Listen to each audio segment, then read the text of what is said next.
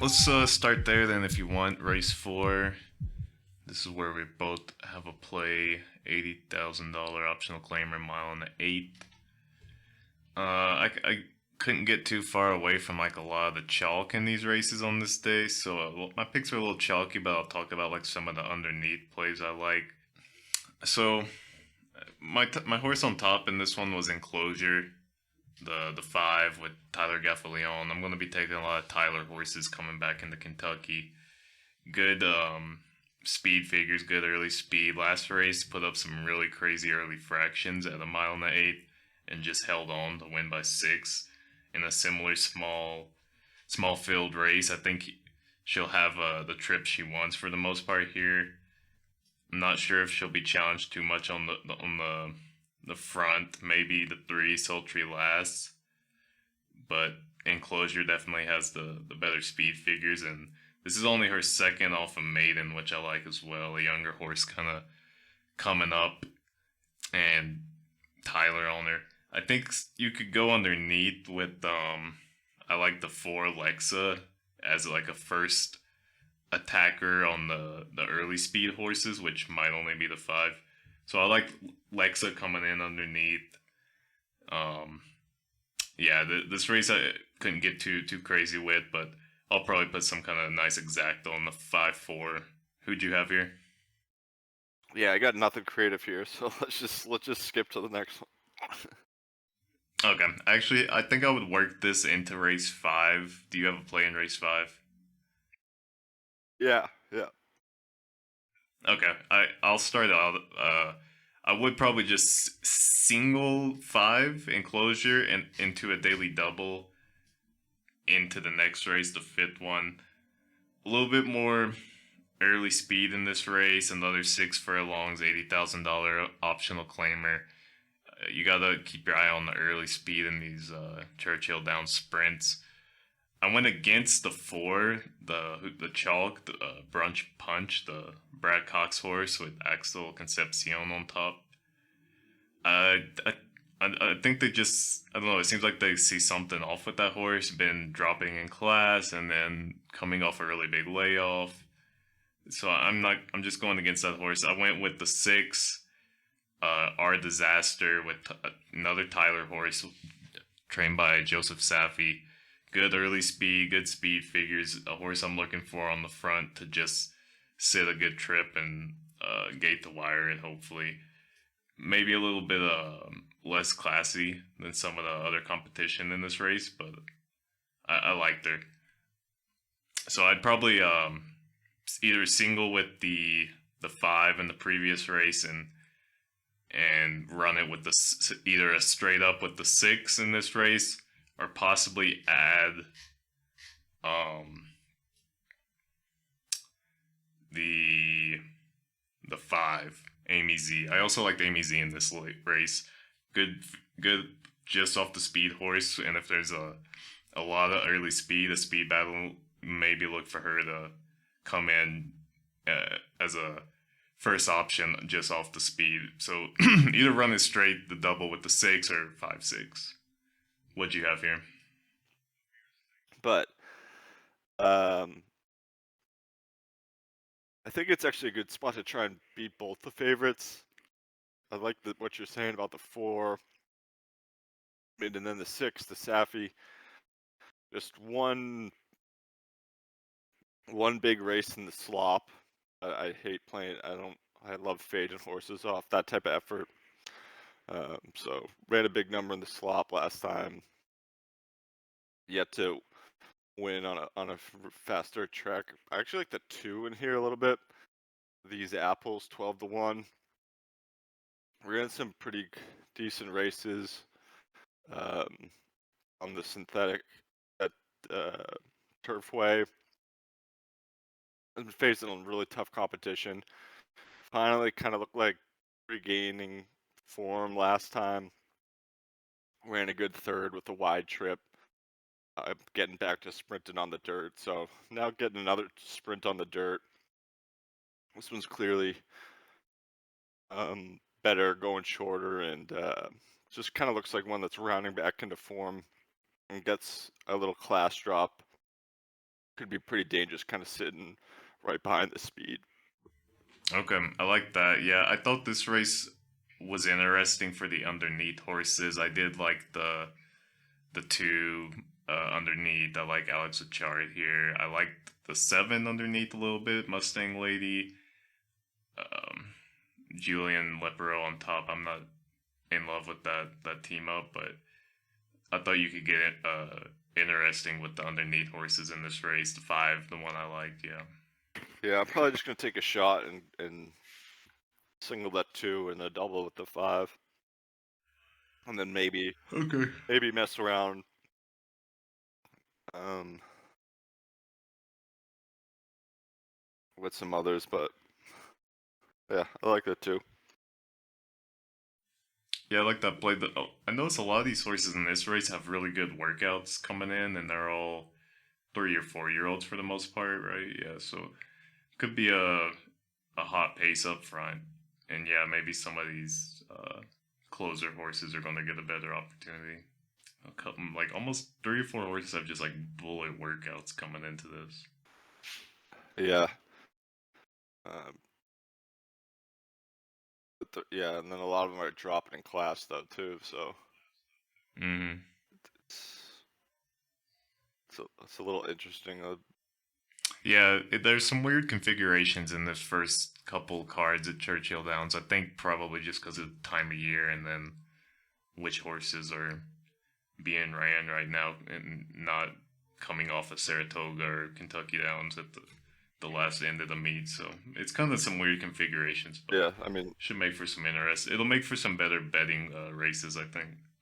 yeah, and I definitely think like some good opportunities to fade favorites, because a lot of the good horses are just going to get saved for Keeneland. Yeah, true. All right, I've got 2 more plays. A play in the 7, and then a play in race 9. What race is your next play in?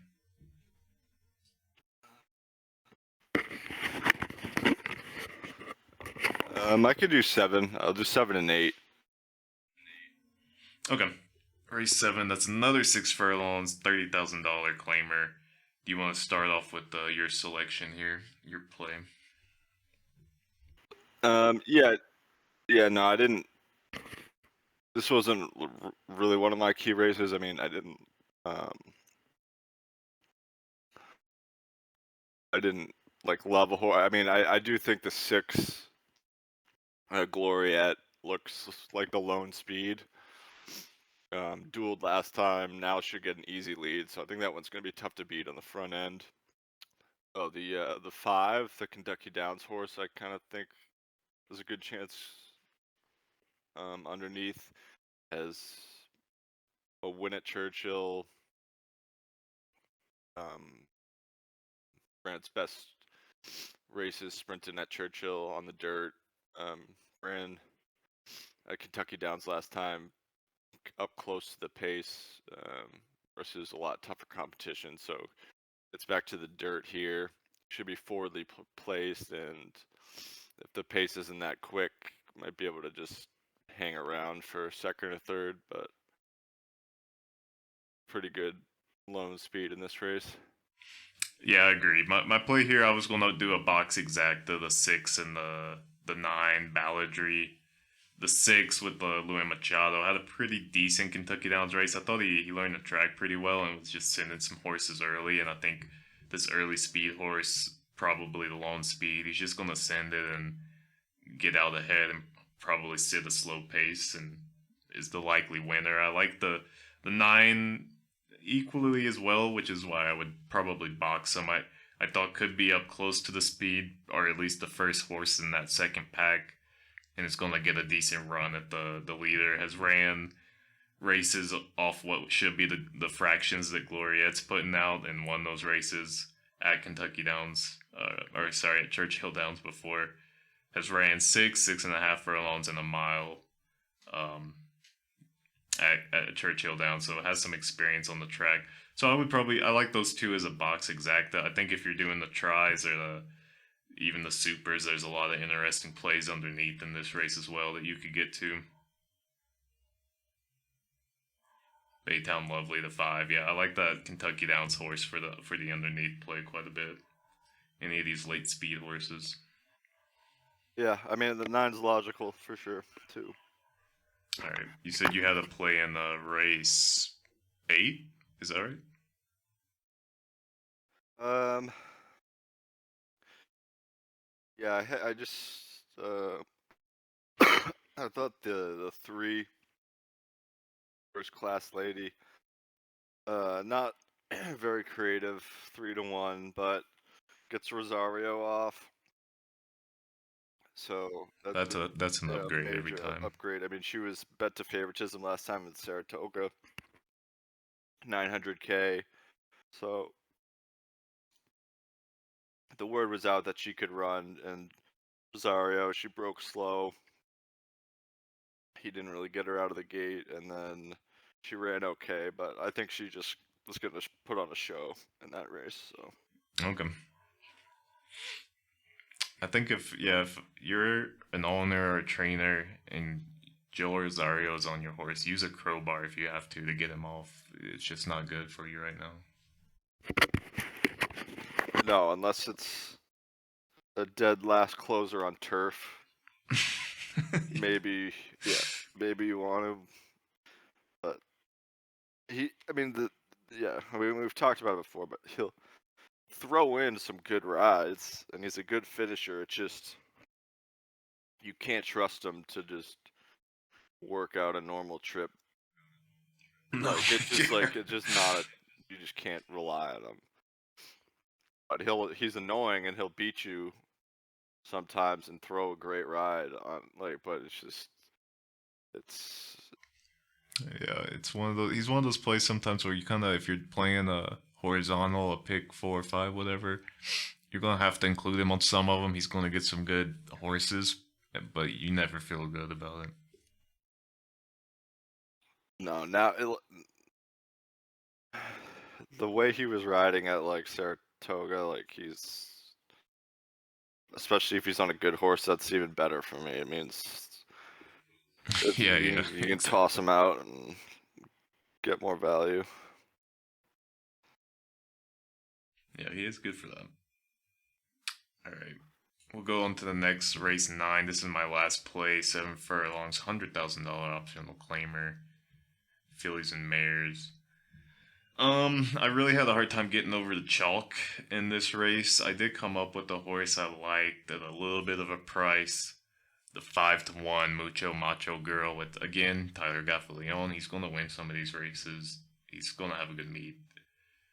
This is her second back to Lasix after she was doing some stakes racing.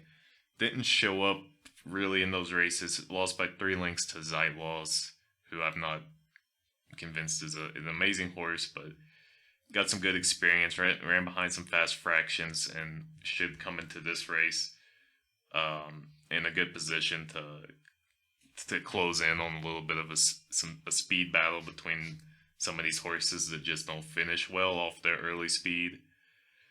Also was one of the fewer ones with 7 furlong experience, even though it was a bad race last out for her. But this is a bit of a comeback spot. I think she should improve. So I like the workouts too coming into Churchill Downs now. Some pretty good bullet workouts. But I think you could put her on top or Boxer with the 2 Lilo, who's got Jose on top. Just solid speed figures, good finisher.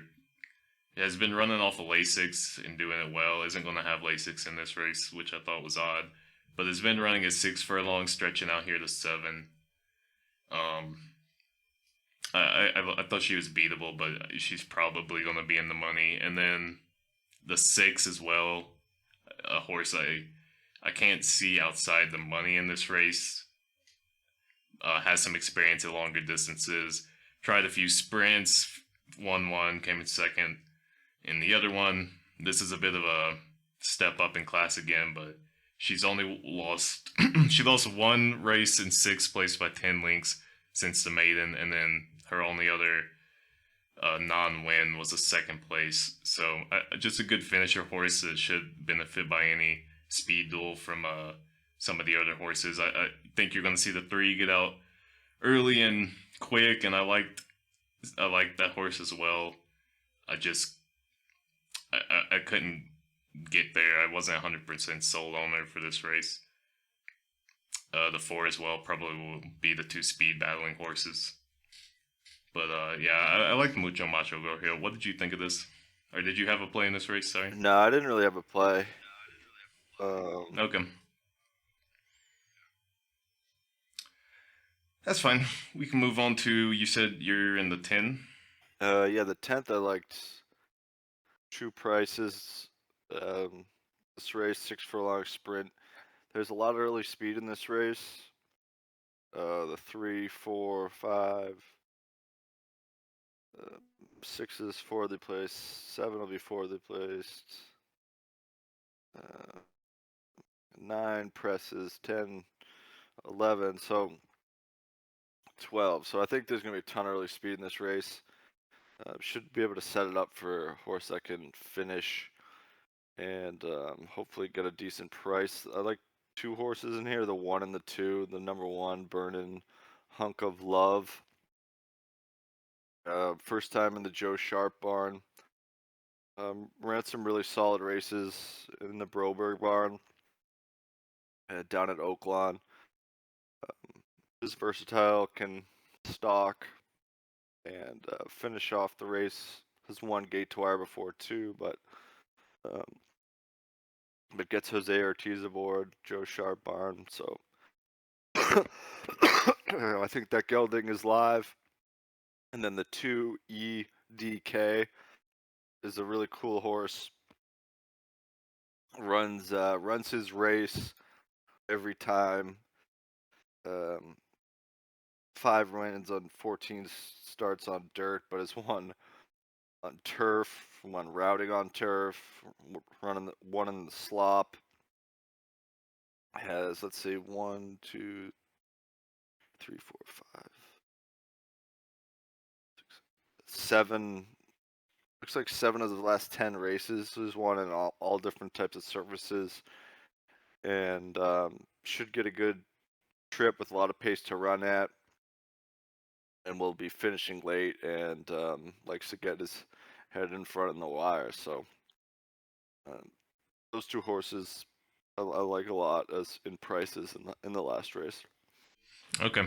I didn't get a chance to look too closely at this race, so I do like that 2 IDK. I think I'm going to take a look at pretty much all Jaime Torres's horses a little extra coming into these Kentucky meets. So he's going to be I think he's kind of like a live jockey on the upswing a little bit. He looked like he adapted pretty quick to the few races he ran at Kentucky Downs.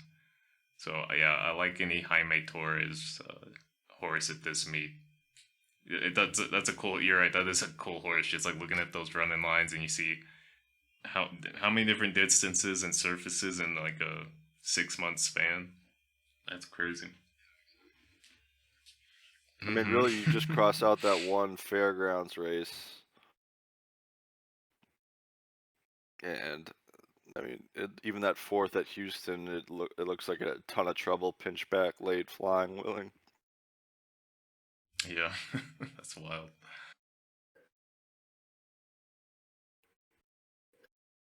Yeah, I love these. I'll take another look at that. Yeah, race. I love those type of horses.